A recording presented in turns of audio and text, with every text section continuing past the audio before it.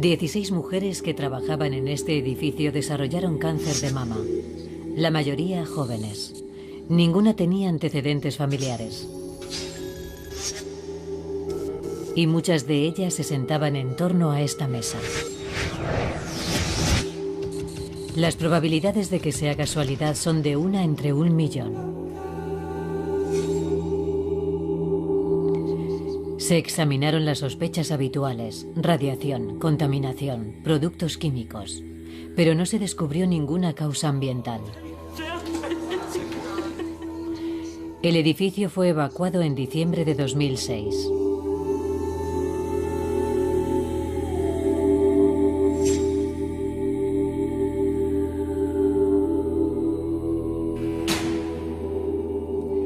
La causa sigue siendo un misterio.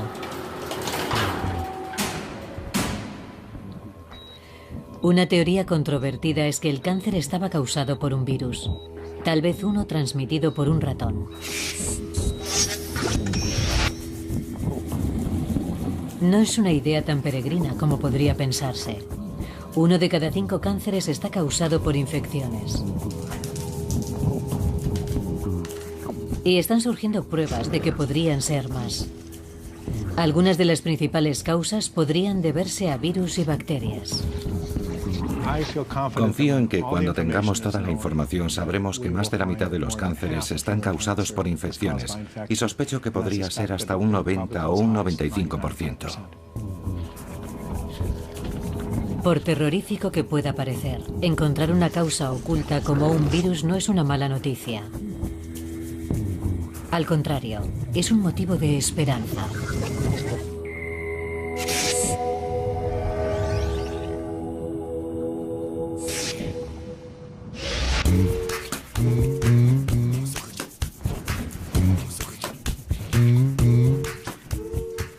La cura para el cáncer es el santo grial de la medicina, y descubrirla es el sueño de muchos médicos. Saber cuál es la causa del cáncer permitiría detenerlo antes de que empiece la dura batalla contra la enfermedad.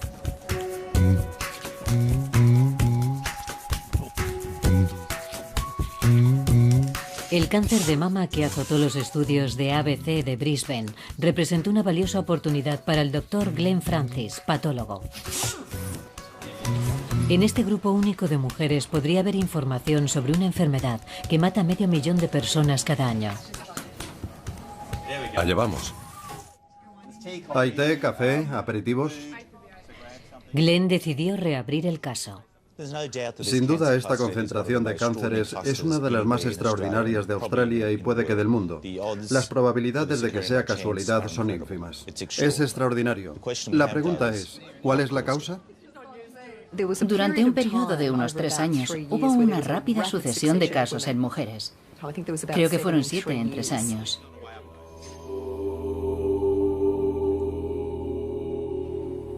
Llegó a ser muy estresante y muy duro para todos, porque no dejábamos de preguntarnos quién iba a ser la siguiente.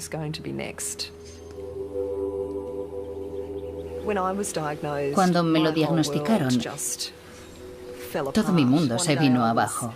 Yo era una mujer sana de 35 años, con 2 hijos preciosos y un trabajo que me gustaba, y de repente me dijeron que probablemente no viviría para ver crecer a mis hijos. Durante varios meses, lo primero que pensaba al levantarme era: Dios mío, tengo cáncer. ¿Cómo ha sucedido? La incidencia de cáncer de mama era 6 veces la que indicaban las estadísticas habituales, lo cual era muy significativo. El profesor Bruce Armstrong dirigió la investigación inicial en las instalaciones de ABC. No hemos encontrado una explicación satisfactoria del aumento del riesgo. Es decir, que nos enfrentamos o bien a un misterio, a algo para lo que no tenemos respuesta, o bien a una simple casualidad. Nunca se puede descartar esa posibilidad. Puede ser una explicación válida cuando hay una concentración de cánceres y no hay un factor ambiental evidente. Pero su equipo todavía no había explorado el interior de los tumores de las pacientes. El cáncer de mama no es una enfermedad única, son diferentes enfermedades localizadas en el tejido mamario y menos del 10% de estos cánceres son hereditarios. Sobre el otro 90% conocemos los factores de riesgo, pero no la causa. No podemos hacer nada sin ustedes. Necesitamos su participación, muestras de tejido en este caso. Glenn y su equipo estudiarán el interior de los tumores para buscar virus. ¿Alguna pregunta? Es una idea polémica. No está claro si los virus son la causa del cáncer de mama. Y esta idea sigue siendo muy controvertida, pues los dos bandos tienen opiniones muy firmes. No hay que cerrarse a ninguna posibilidad. No sabemos qué causa el cáncer de pecho, que es una de las principales causas de muerte de mujeres en todo el mundo. Hay que estar abiertos a cualquier posibilidad. Y Glenn no está solo. Hay otros investigadores en todo el mundo que creen que seguir el rastro de las infecciones puede transformar el futuro del cáncer. Una de cada 3 personas sufrirá algún tipo de cáncer a lo largo de su vida. Desde el momento del diagnóstico, la pregunta habitual es, ¿por qué a mí? En Londres, el profesor Mel Gribbs ha dedicado décadas a investigar por qué se forma un cáncer y cómo puede estar implicado un virus. Me llama la atención una idea muy extendida desde hace años sobre las causas del cáncer. La expectativa de que exista una causa única del cáncer. Es muy interesante desde el punto de vista psicológico. Creo que refleja un deseo humano natural y comprensible, aunque me temo que erróneo, de encontrar un culpable, una causa, un enemigo externo. Hay que poder echarle la culpa a alguien. Una idea simplista. El cáncer no funciona así. Comprender el papel que representa un virus nos ayuda a descubrir cómo nace un cáncer. En parte, es como una lotería.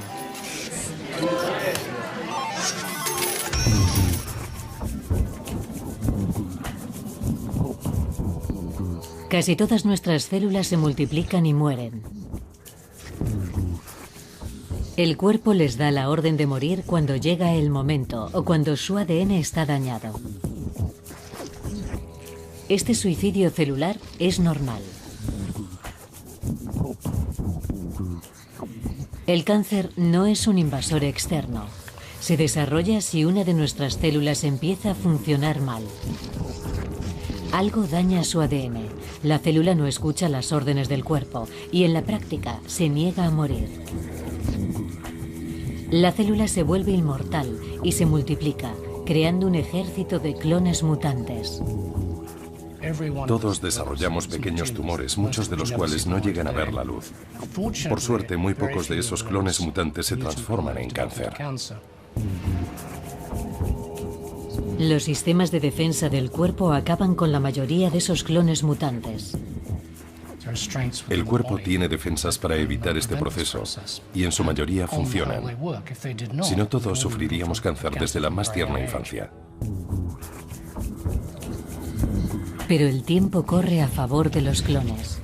Pueden estar ocultos durante años, incluso décadas, como células durmientes esperando la combinación adecuada de daños en el ADN. Con cada deterioro vuelven a mutar, hasta que un día sus mutaciones les permiten cruzar la frontera de los tejidos y extenderse por todo el cuerpo. Esto se llama metástasis y suele ser mortal. A partir de una célula mutante pueden nacer 1 millón o 1000 millones de células, pero eso no explica qué causa la mutación. Sigue siendo la pregunta del millón.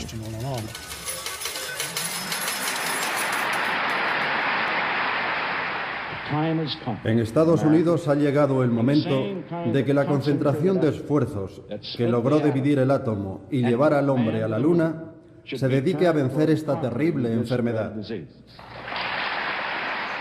En los años 70, dentro de la guerra contra el cáncer de Nixon, se gastaron millones de dólares en buscar causas víricas. Se encontraron algunas, pero en general los resultados fueron decepcionantes.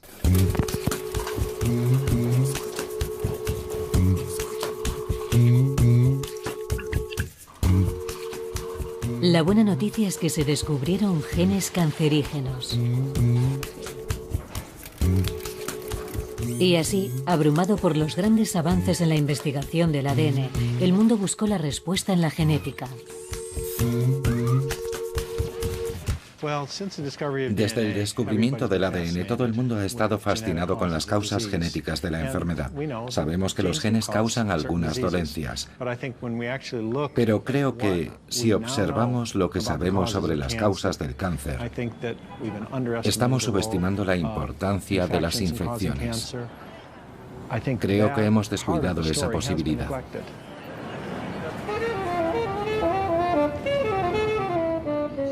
El biólogo evolucionista estadounidense Paul Ewald defiende que los virus tienen un papel decisivo y que es hora de volver a estudiarlos. Sospecho que tienen un papel muy importante porque al parecer en muchos cánceres el proceso comienza a partir de una infección. Un tipo de cáncer ha obligado a replantearse la cuestión, el cáncer de cuello de útero.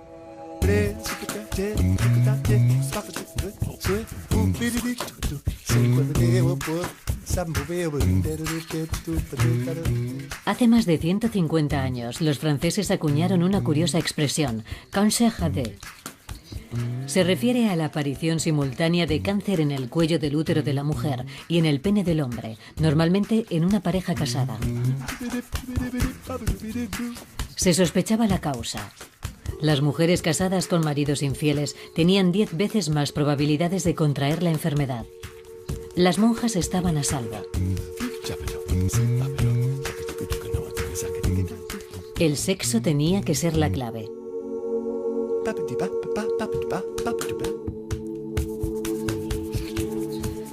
En Alemania, en los años 70, el profesor Harald Surhausen logró resolver el rompecabezas. Hay un virus que causa verrugas genitales, llamado virus del papiloma humano o VPH. Él sospechaba que podía estar detrás del cáncer cervical, pero la comunidad médica rechazó su propuesta. No solo fue recibida con escepticismo, sino incluso con un cierto grado de hostilidad por parte de algunos de los participantes.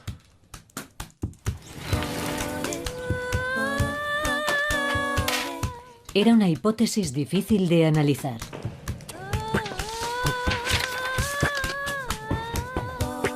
Estudió los tumores de sus pacientes buscando pruebas del virus, pero era difícil de aislar y aún más difícil de extraer. Progresábamos lentamente, sobre todo en los años 70, cuando teníamos dificultades para purificar los virus.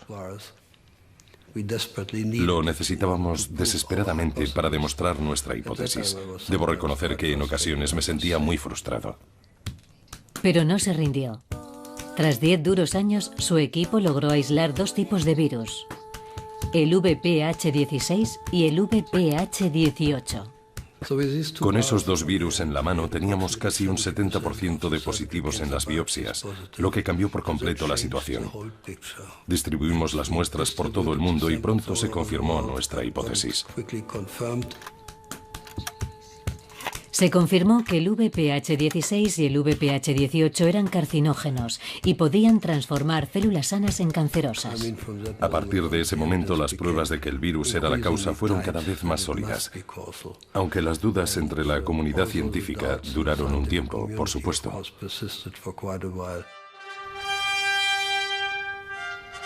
En 2008, Harald Surhausen recibió un premio Nobel por demostrar que el virus del papiloma humano causaba el cáncer cervical. Le había costado más de 30 años.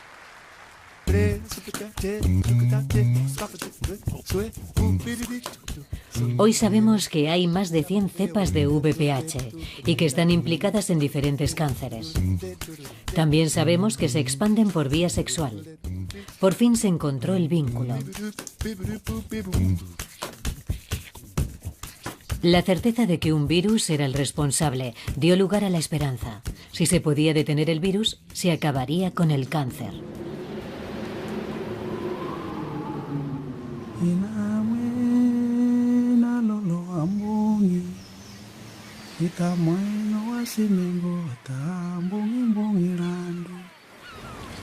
Vanuatu, un lugar paradisíaco. Los espectaculares paisajes ocultan una terrible realidad. Aquí, 1 de cada 10 mujeres sufrirá cáncer cervical.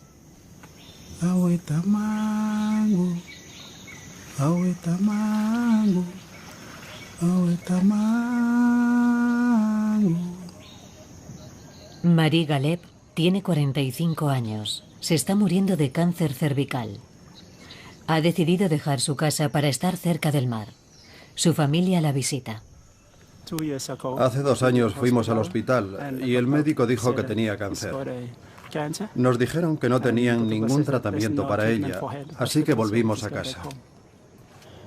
Pérdida de peso, depresión, y cuando hay dolor es insoportable.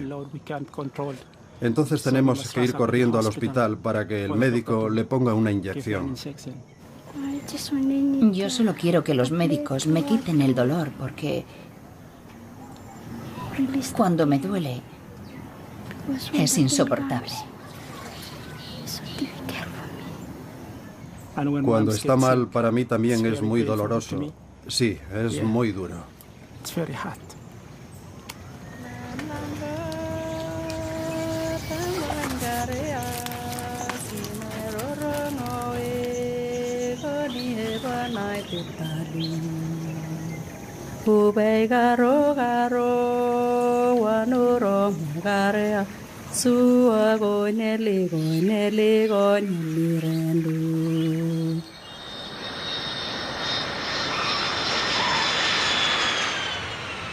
Pero ahora ha comenzado una revolución silenciosa.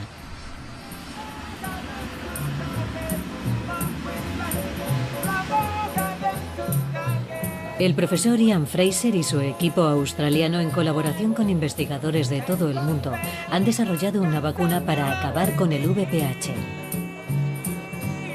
Tardaron 15 años, pero el resultado fue la primera vacuna desarrollada para prevenir un cáncer. El cáncer de cuello de útero mata a 500.000 de mujeres al año en el mundo, y como es una enfermedad infecciosa, podemos decir que se trata de una epidemia. Si cualquier otra infección estuviese acabando con la vida de tantas mujeres al año, habría un clamor popular para pedir una solución. Hoy, más de 20 millones de mujeres han sido vacunadas en el mundo occidental. Para Ian, el reto es llevar la vacuna a donde más la necesitan, los países en vías de desarrollo. En el mundo desarrollado tenemos métodos para controlar el cáncer cervical, y la vacuna es uno más, uno muy valioso. En los países en desarrollo, donde no hay otros modos de prevención y este cáncer es común, es imprescindible implementar programas que demuestren que la vacuna funciona.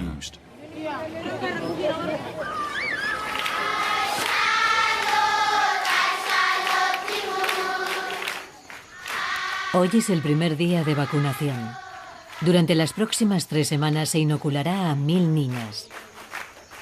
Pero Ian tiene solo 3 días para formar un equipo de vacunación local y para ayudar a educar a toda una isla. Padre, ayúdame. Dame sabiduría. Dame conocimiento. Es un proyecto muy ambicioso. Bienvenidos a la escuela. Démosles un fuerte aplauso.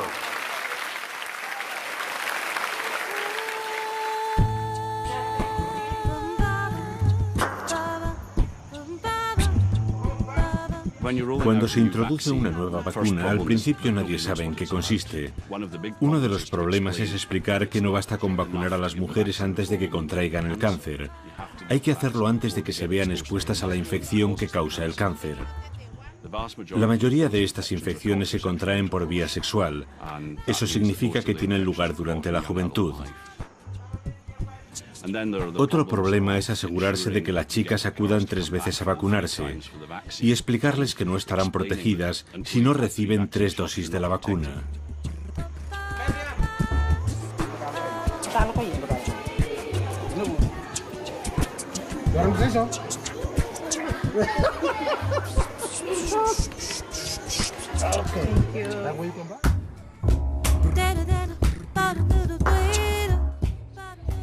Pero el cáncer de cuello de útero guarda otro misterio. Alrededor del 80% de las mujeres de todo el mundo sufren infecciones por el virus del papiloma humano, pero solo el 2% llega a desarrollar un cáncer. La mayoría sufre la infección durante un par de años, pero no sabe que la tiene. Es una infección asintomática y el propio cuerpo la elimina. Pero en el 2% menos afortunado la infección continúa y acaba por alterar las células afectadas. Cuando el VPH infecta una célula, manipula el sistema de supresión de tumores de nuestro cuerpo. Entonces, el organismo envía un equipo de reparación. Si no se puede recuperar la célula, se le ordena morir. Pero el sistema inmunitario no detecta el VPH y este puede pasar desapercibido y reproducirse.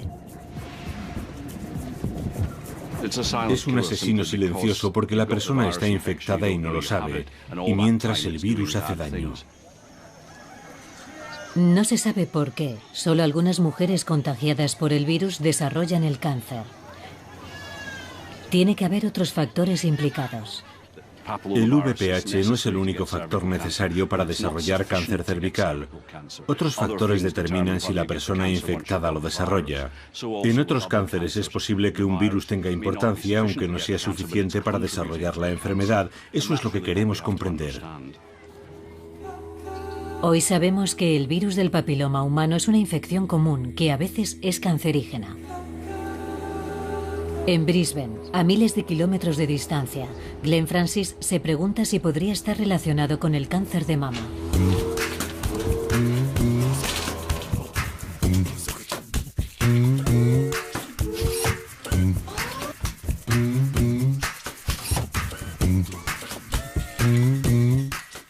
El virus del papiloma humano es interesante porque ya se ha asociado con el cáncer de cuello de útero.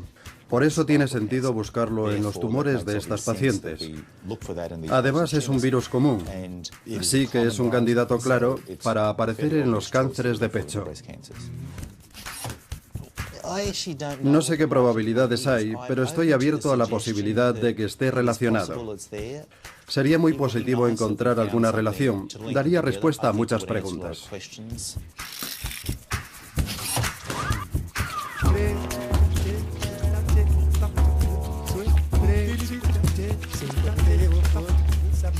Diferentes estudios internacionales proponen una relación entre el VPH y el cáncer de mama. Muchos están patrocinados por el profesor emérito James Lawson, de Sydney. En mujeres australianas, en los tumores de pecho de mujeres australianas, hemos encontrado virus en el tejido canceroso de aproximadamente la mitad. Pero prácticamente no se detectan virus en el tejido mamario sano. Y se trata de tejido extraído a mujeres que se han sometido a cirugía estética, así que está totalmente sano. Los estudios indican que las pacientes con cáncer de mama más jóvenes tienen mayores tasas de infección por VPH. James Lawson cree que el virus se transmite por vía sexual y que la alimentación y las hormonas pueden acelerar el proceso. Nosotros e investigadores de otros 15 países hemos encontrado VPH, el virus del papiloma humano, en aproximadamente la mitad de todos los cánceres de mama. Es muy sospechoso. Pero hasta ahora, las pruebas de que el VPH causen el cáncer de mama son meramente circunstanciales. No basta con encontrar virus en las células, hay que demostrar que hacen algo en la célula y que al eliminarlos eso deja de suceder. Si se demuestran esas dos cosas, ya tenemos por dónde empezar. Creo que todavía es muy pronto. Personalmente estoy abierto a la posibilidad de que los virus tengan algo que ver, pero los datos que tenemos indican lo contrario. Por último, habría que usar la vacuna de Ian Fraser, y si previene el cáncer de mama, tendremos una prueba definitiva.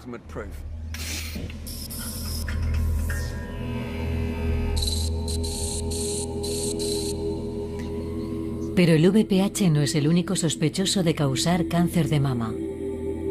Hay otro posible culpable, un virus que transmiten los ratones.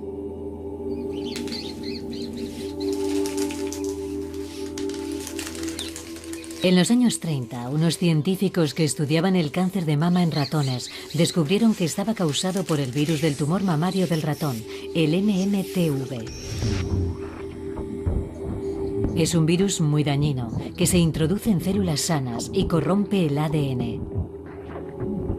Puede estar oculto mucho tiempo y activarse al contacto con hormonas.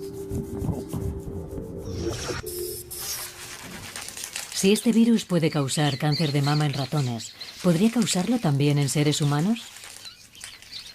Sería una buena noticia, porque en los ratones la vacunación previene los tumores mamarios.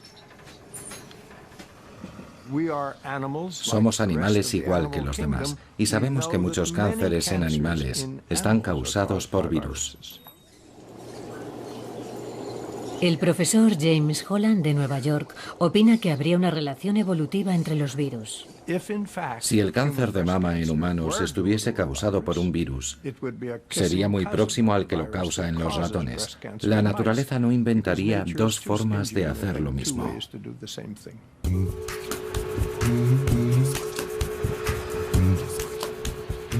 Trabajando con la oncóloga Beatriz Pogo, el equipo encontró MMTV en el 38% de los cánceres de mama en humanos.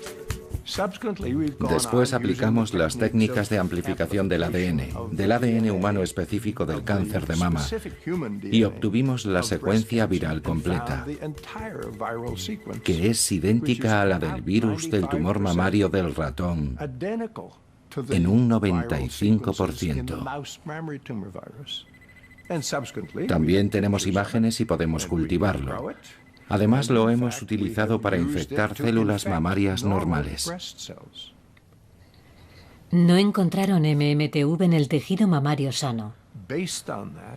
Esto nos permite suponer que no está presente en el tejido sano, y sí en el tejido canceroso. Las mujeres que tenían esas secuencias en el cáncer las habrían adquirido. Estamos abriendo la posibilidad de que las mujeres podrían contagiarse de cáncer de mama.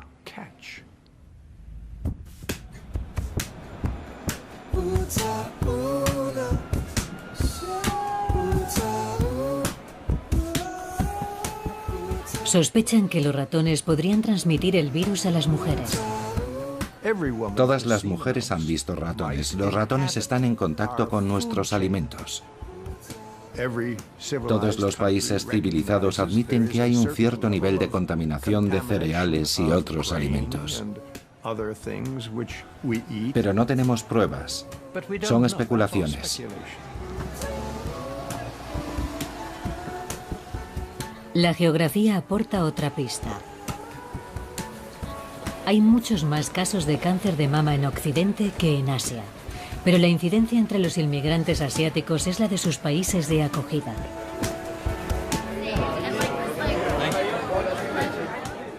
James Holland cree que esto puede no deberse solo a los cambios en la dieta y a los niveles de hormonas, como muchos expertos creen, sino también al contacto con el MMTV. Unos investigadores canadienses han elaborado un mapa de los países con mayor densidad de cáncer de mama y otro con la distribución mundial del ratón común, Mus domesticus, uno de los principales portadores del MMTV. La correspondencia era evidente. Los ratones llegaron en barco desde Europa Occidental a las colonias europeas como Australia. Tal vez llevaron consigo el virus del tumor mamario del ratón, que podría ser un factor infeccioso relacionado con el cáncer de mama. Nos estamos centrando en ese aspecto porque creemos que ahí encontraremos la respuesta.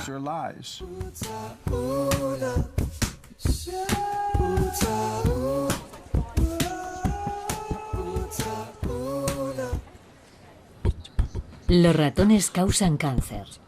Algunos, como el profesor David Bowe, biólogo molecular, no están convencidos. Las historias como las que cuenta Holland convencen a mucha gente porque son agradables, sencillas y atractivas. Necesitamos y deseamos creer historias sencillas, pero la ciencia es más compleja que eso.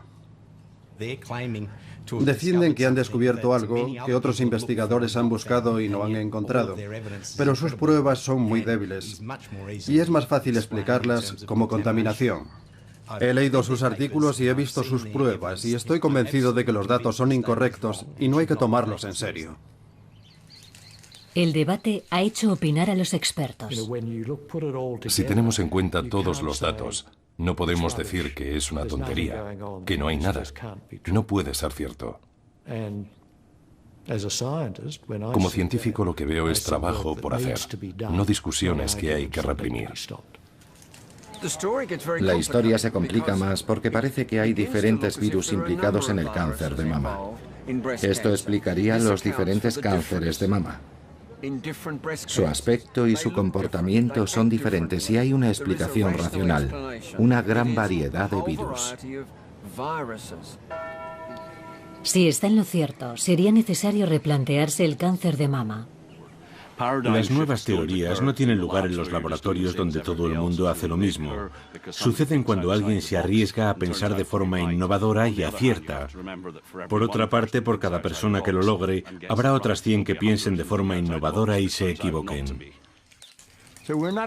Todavía no hemos dicho que sea la causa, ni siquiera una de las causas, pero defendemos que es un campo de investigación legítimo.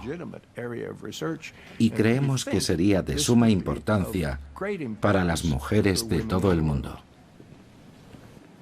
Quiero que descubran la causa del cáncer de mama. Quiero que lo descubran hoy. Que lo hubieran descubierto ayer. Quiero que puedan decir, ya lo tenemos. Aquí tienes una inyección. Nadie volverá a sufrir cáncer de mama nunca más. Eso es lo que me gustaría ver.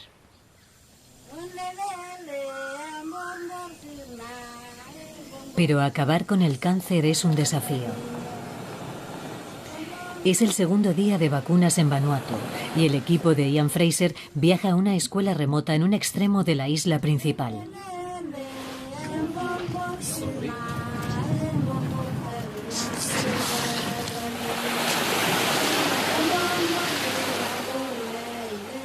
Pero ha aparecido un grave obstáculo: el miedo a lo desconocido. La comunidad no tiene claro que quiera vacunar a las niñas. Las revisiones y la vacunación pueden salvar la vida de madres como ustedes. Es muy importante proteger a las madres del futuro. La vacuna contra el cáncer cervical ¿extenderá el SIDA en Vanuatu? No tiene nada que ver con el SIDA. En las escuelas siempre decimos que la vida es lo más importante. Esta vacuna protegerá a sus hijas contra el cáncer cervical. Hasta ahora, más de 20 millones de mujeres han recibido esta vacuna en todo el mundo. Y es más segura que la mayoría de las vacunas. Menos de un caso por millón sufre una reacción alérgica. Si la vacuna es segura y parece que funciona, ¿por qué no vacunarse? Pero la comunidad no está segura. Hoy no continuará el programa de vacunación. Es normal que la gente tenga dudas, sobre todo cuando aparecen 3 grupos de personas en coches alquilados con mucho dinero y dicen esto es bueno para vosotros. Lo lógico es preguntarse por qué nosotros, por qué aquí, por qué ahora. El deber de la comunidad es hacer esas preguntas.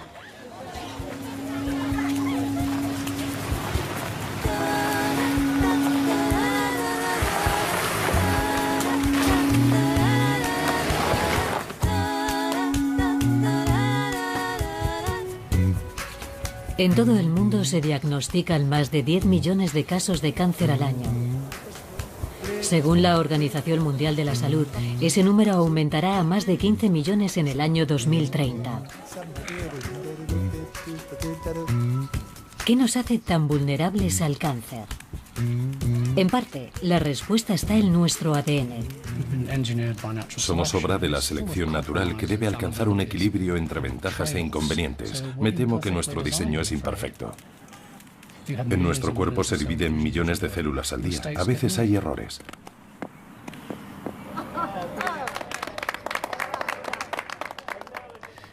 Lo más interesante es que si no hubiera errores no se produciría evolución y no existiríamos. Por eso se permite un cierto margen de error. Estamos programados para cometer errores. Nuestra capacidad de modificar el ADN es una ventaja, pero algunos factores pueden influir en el ADN y hacer que aumente la tasa de error.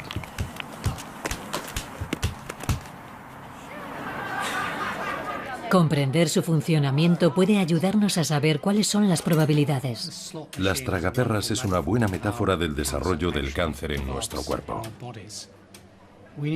Para desarrollar cáncer debe darse una serie de mutaciones. No conocemos la cantidad exacta, está entre 3 y 12, pero para seguir con la idea de las tragaperras, digamos que son 4, y tirar de la palanca es un factor de riesgo. Vamos a jugar. Este es el fondo genético que heredamos de nuestros padres. No podemos elegirlo. Una tirada más. Ha salido un as. Esa es una mutación. Mala suerte. La próxima tirada es una representación del estilo de vida. Podría ser la dieta o el ejercicio que hacemos, por ejemplo. En este juego de azar, cuanto más tiempo sigamos jugando y más veces tiremos de la palanca, más probable será encontrar un as, es decir, sufrir una mutación. ¿Ha salido otro as? Una variable importante es una infección con un virus capaz de causar cáncer. Ahí tenemos la infección vírica, 3 ases. La cosa se está poniendo fea. Es posible desarrollar un cáncer, pero todavía falta algo. A veces una simple mutación aleatoria puede decidir la partida. El cuarto as. 4 ases seguidos. Una serie de ases, una serie de mutaciones. Eso es el cáncer, un juego de azar.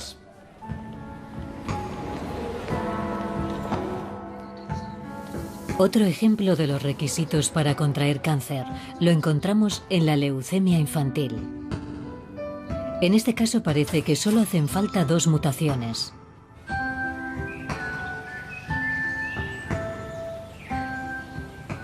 Este es Joe. Vive con su madre, su padre, su hermana Hailey y su hermano, el pequeño Alex. Tiene un perro que se llama Scruffy, un hámster llamado Harry y 2 peces, Bubbles y Beryl. Joe enfermó durante su primer año de colegio. Igual que tú, ¿verdad, Tom? Esta es la historia de lo que sucedió. Hace 5 meses a Thomas Kaup, de 5 años, se le diagnosticó leucemia linfoblástica aguda. A Joe le hicieron muchas pruebas. Algunas dolían un poco, pero mamá y papá estaban siempre con él para cuidarlo. Su hermano gemelo, Daniel, está sano. Thomas estaba cansado y se sentía mal, y los médicos pidieron una serie de pruebas. Fue a las 5 de la tarde, ¿verdad? Fue Mary Morgan, la especialista. Estábamos caminando por la sala esperando los resultados. Nos mandó entrar en la consulta con la enfermera y los tejidos.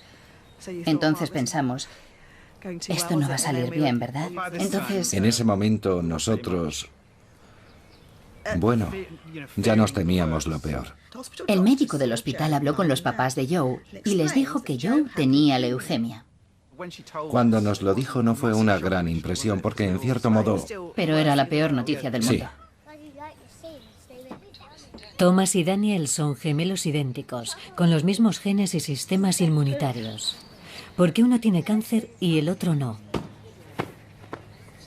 El equipo de Mel descubrió que las células preleucémicas se desarrollaron en uno de los gemelos durante el embarazo y se extendieron al otro dentro del útero. Pero esta mutación genética, la primera, no era suficiente para causar cáncer. La medicina. ¿Tu medicina? Sí.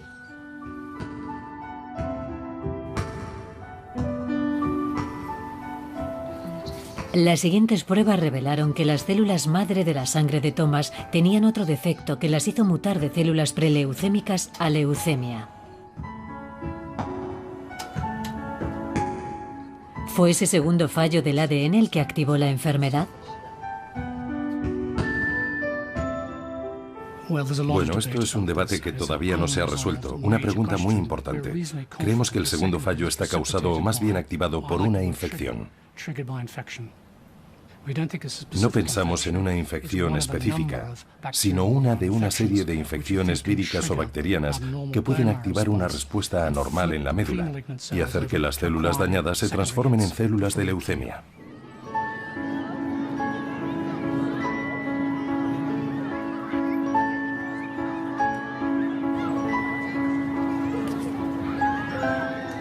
Parece que el momento de la infección es fundamental. 3 importantes estudios internacionales sugieren que el sistema inmunitario de los niños se perfecciona y fortalece gracias a la exposición a infecciones durante el primer año de vida. Descubrimos que había una relación con el contacto con otros niños. Cuanta más exposición, menos leucemia linfoblástica habrá. Es un resultado muy positivo. Si el contacto con otros niños sirve para proteger, no se me ocurre nada más que una infección. Saber que la leucemia está causada por al menos 2 fallos en el ADN es muy útil. Daniel, el gemelo sano, sufrió la primera mutación genética en el útero. Ahora los médicos están preparados si se declara la enfermedad. Nos tranquiliza saber que le están haciendo pruebas, porque si contrae la enfermedad, Dios no lo permita, el diagnóstico será muy rápido y el tratamiento podrá empezar cuanto antes.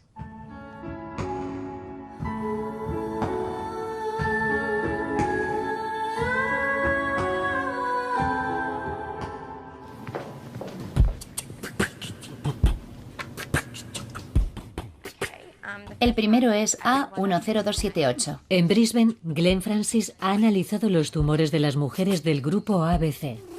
10316. Ahora su equipo está estudiando los resultados. Hemos obtenido datos muy interesantes, al menos sobre el subtipo de tumores. Puede que sean algo diferentes de lo que esperábamos. No es nada concreto, pero hay indicios. En Perth, Australia Occidental, otra investigación médica de éxito estuvo basada en indicios. Durante décadas los expertos creían que el cáncer de estómago estaba causado por las úlceras pépticas y estas por el estrés. ¿Quién fue la primera persona que dijo que el estrés causaba úlceras? Ahora es imposible saberlo. Seguro que habrá sido la madre de alguien en la Edad Media. Para nosotros esa teoría no era un dogma, pero sí para los demás. Ese dogma no pudo con la convicción del científico australiano Barry Marshall de que las bacterias eran las auténticas culpables. Las helicobacterias son bacterias en forma de hélice o espiral que con los años pueden causar cáncer de estómago. Por eso son famosas. Gracias a su descubrimiento, ahora es posible curar esta grave enfermedad. Ha beneficiado a millones de enfermos. La tenacidad de Barry Marshall y su colaborador, el Dr. Robin Warren, les valió un premio Nobel. Tardaron 20 años en demostrar su teoría. Como en el caso del cáncer cervical, muchas personas sufren la infección, pero pocas llegan a desarrollar cáncer. Y el cáncer se produce varias décadas después de la infección. Para resolver el misterio hay que descubrir el factor esencial que todos los casos comparten. De lo contrario, estaríamos siguiendo pistas falsas. Una vez más, estos científicos estaban desafiando los conocimientos aceptados en su tiempo. Mucha gente olvida que en su momento se burló de la idea de que este organismo espiral, la bacteria Helicobacter pylori, pudiera causar úlceras pépticas. Y tal vez olvidan que se burlaron de que un virus pudiera causar el cáncer cervical. Si una infección puede causar cáncer cervical, cáncer de estómago y posiblemente leucemia infantil, ¿no deberíamos preocuparnos? ¿Cualquiera de nosotros podría contraer cáncer? La respuesta es sí y no.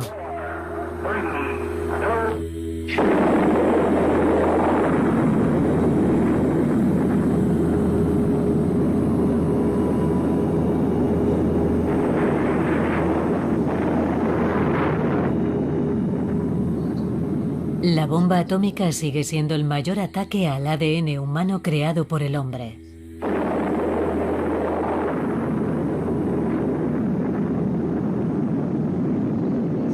Pero incluso esa terrible nube tiene su parte positiva. Sorprendentemente, los estudios demuestran que aunque el ADN de los supervivientes está dañado, la mayoría no ha desarrollado cáncer. Ni siquiera este grave ataque al ADN fue un factor suficiente por sí solo. Las consecuencias no fueron tan graves como podría esperarse dada la gravedad de los daños. Esto confirma que tenemos una gran capacidad de reparación y que una simple mutación del ADN no es suficiente. Es un proceso mucho más complejo de lo que imaginamos.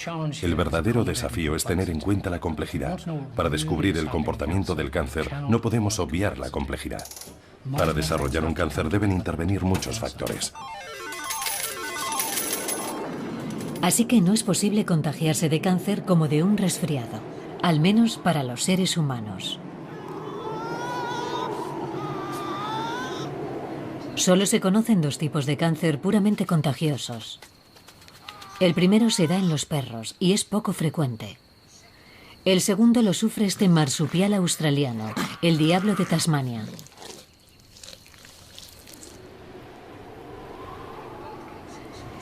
En ambos casos, el propio cáncer es el agente infeccioso. Ha evolucionado para superar el sistema inmunitario del animal. Por suerte, los cánceres humanos no se comportan así.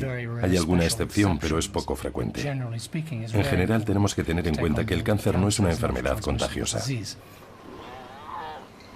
El cáncer de otra persona no puede contagiarnos porque nuestros mecanismos de defensa nos protegen. Pero sí podemos adquirir infecciones capaces de activar un cáncer, y de hecho lo hacemos.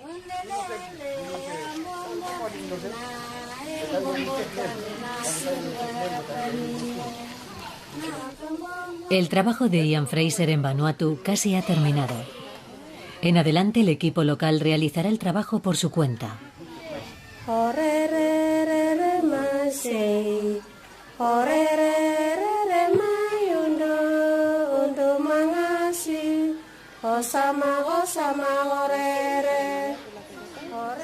Desde que se descifran sus misterios bajo el microscopio hasta que se distribuye una vacuna, erradicar una enfermedad grave requiere dedicación, dinero y, como el cáncer, mucho tiempo.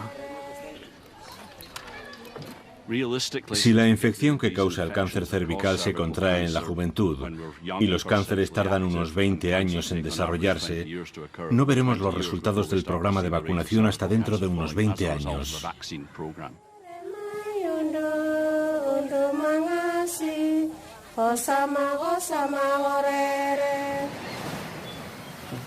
Esta mañana el equipo de Vanuatu ha vacunado a unas 80 niñas en 4 horas.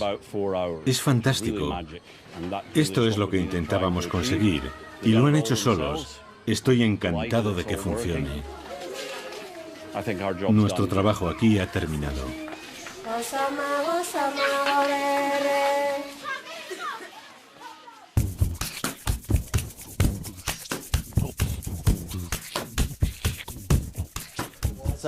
Me gustaría informarles sobre el progreso de la investigación del grupo ABC.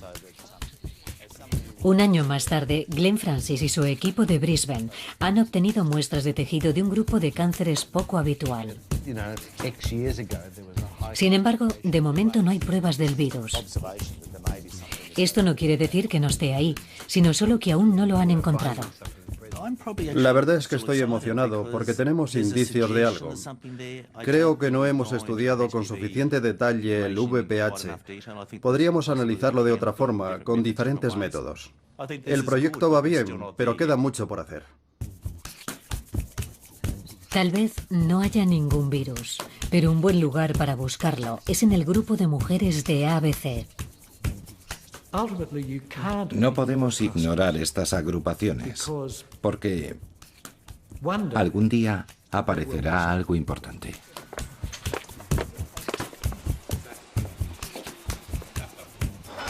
Solo por curiosidad, desde su punto de vista, ¿ha valido la pena? Por supuesto que sí. Ahora tenemos más información que antes. Creo que este proyecto es muy importante. Un resultado negativo no implica que el estudio sea malo. Significa que no hemos encontrado la relación, que nuestra tecnología no puede identificarla. No lo sabemos, pero seguiremos buscando. Solo ha pasado un año, y para alguien que busca virus, eso no es nada. Si el agente es persistente, también debe serlo el investigador. En todos los casos es un proceso laborioso, requiere tiempo y mucha paciencia.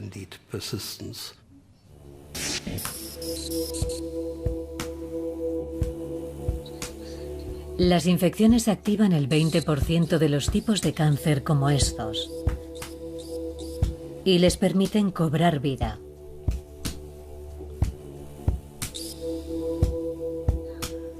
Una nueva generación de investigadores está buscando virus en otros tipos de cáncer. Las nuevas vacunas son buenos incentivos.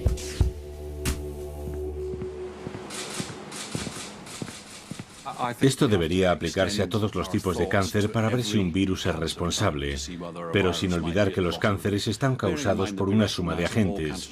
No solo la infección vírica causa el cáncer cervical, es un elemento más. En otros tipos de cáncer puede suceder lo mismo.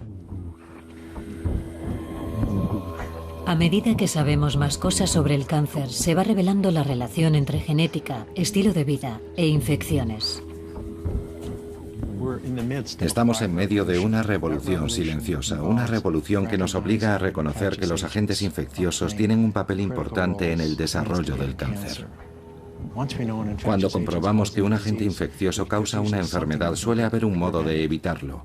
Podemos crear una vacuna, administrar un medicamento o mejorar la higiene para evitar las infecciones.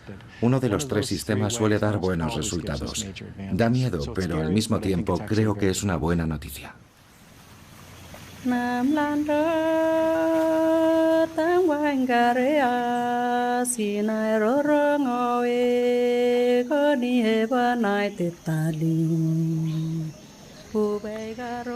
Tres días después de la partida de Ian Fraser, Marie murió.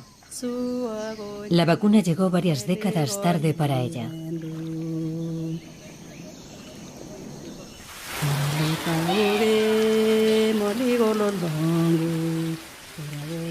Pero puede que estas niñas no tengan que preocuparse nunca por el cáncer cervical. Están deteniendo el virus que activa el cáncer. Descubrir que un virus es la causa no es motivo de pánico.